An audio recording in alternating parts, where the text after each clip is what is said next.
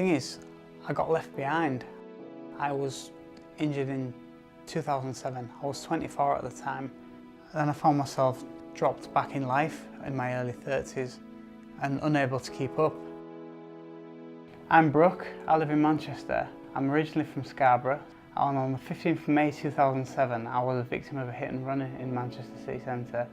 It left me with a severe traumatic brain injury, something that I'm still dealing with 10 years later.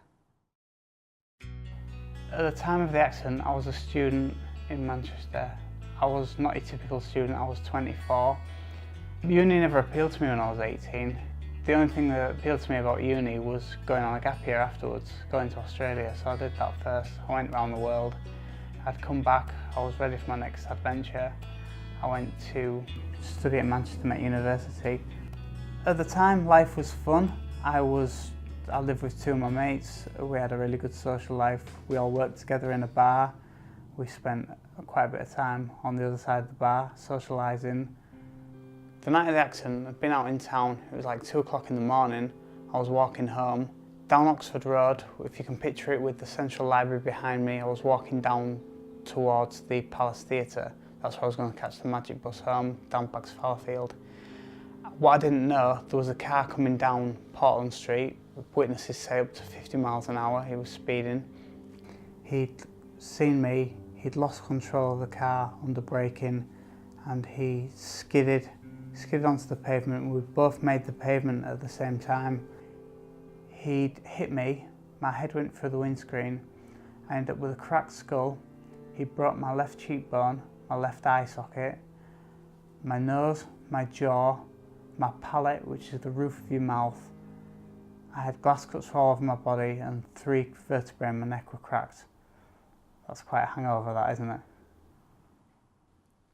Somebody phoned the ambulance, obviously. I can't remember, I was asleep at the time. I was taken to Salford Royal Hospital. The Scarborough police had knocked on my mum's door at 4 o'clock in the morning. They got the nurse in Salford Royal Hospital on the phone, who said to my mum that she had to get there as quickly as possible. And something that my mum asked her has stuck in her mind for a long, long time. She said that he will still be alive when I get there, won't he? And she said, I can't promise you that. You just get here as quickly as you can. When you've had a serious head injury, there's something called the golden hour, which is just how it sounds really. The hour after the injury is so important. The medical attention that you receive in that time dictates your recovery really. Judging by the state of me today, I do have problems, but I can walk, talk, I can run, which a lot of people with brain injury don't get the opportunity to ever do. So I can't really thank the emergency services enough for that. The main thing I've suffered with is fatigue. I'm just like, all of a sudden, you're not a young lad anymore. You just, you're like in an old man's body. I mean, I had to go to bed at first like 5 or 6 times a day. I was just exhausted all the time. Anything would exhaust me. That's the thing with brain injury. It's an invisible disability.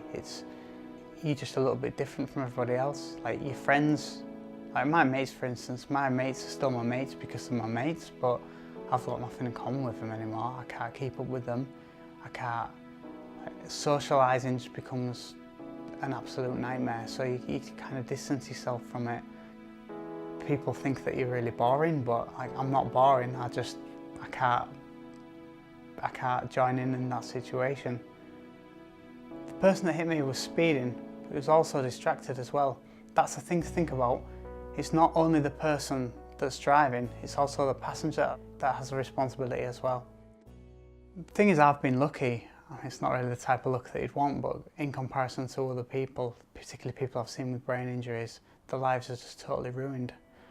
But nevertheless, it's stopped me from finishing uni, going on for a career. I mean, I still can't, 10 years on, I still can't even go a full day without a rest in the middle of it. It was probably about 3-4 seconds that's changed my life for the last 10 years.